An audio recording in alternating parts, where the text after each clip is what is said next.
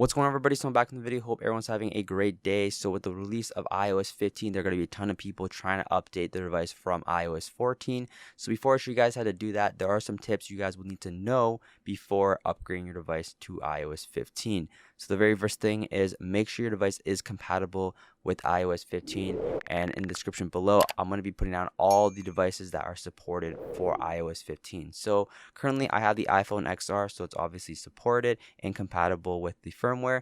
So once you guys have done that, you guys want to create a backup. So there are two ways of creating a backup so you don't lose any of your data in case something goes wrong with the update.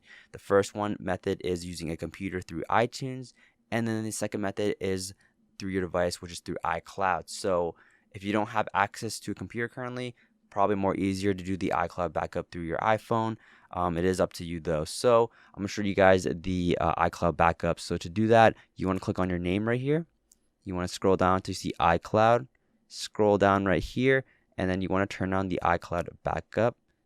And then from here, toggle it on, and then you would back up now. So this may take a while for a lot of you guys if you have a lot of storage currently on your device. So this probably should have been done before the update, obviously. So the update is going to be releasing in about 15 minutes while I'm recording this video. But click on backup now, and once you guys have full your backup, you guys are good to go. So the next thing you guys want to do is make sure you have enough storage space to actually download and install the iOS 15 firmware. So to check if you do, you want to go to the general tab right here, and you want to make sure you have about 5 to 10 gigabytes of free storage so you guys can download the iOS 15 firmware.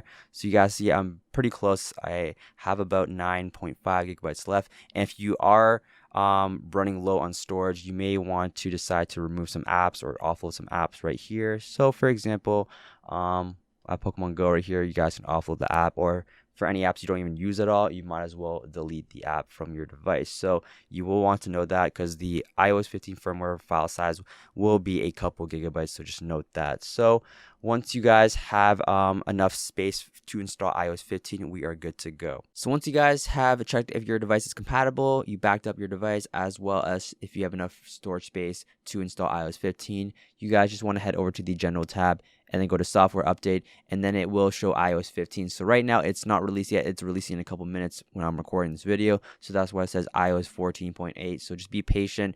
I'm also like down below in the description the time zones for all the regions when iOS 15 is fully released to the public. So there you guys have it. Hope you guys did enjoy this video. If you guys did, drop a like on it, hit that subscribe button and that post notification bell so you guys never miss a video. That's basically it, and I'll see you guys in the next one.